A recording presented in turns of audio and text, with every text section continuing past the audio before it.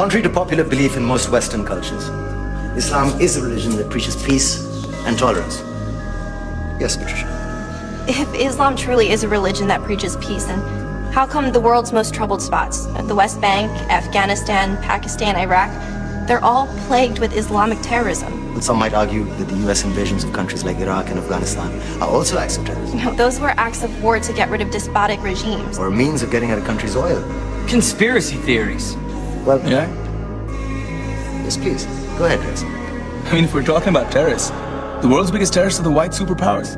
Come on now. No, really, stop and think about it. Explain 9/11. Do you know how many people died in the Twin Towers strike? Around 3,000. And do you have any idea how many people died in the bombing of Afghanistan? Take a wild guess. More than 15,000 people died.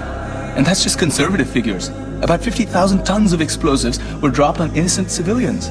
Yeah, but that was because of the Taliban. Did you know that the Taliban was a creation of the CIA? To fight the Russians. Whatever. They were still harboring terrorists. Yeah, right. Terrorists that were never found. Just like the weapons of mass destruction that were never found in Iraq. Do you want to get into the death toll in Iraq?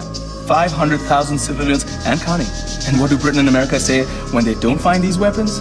They just say sorry.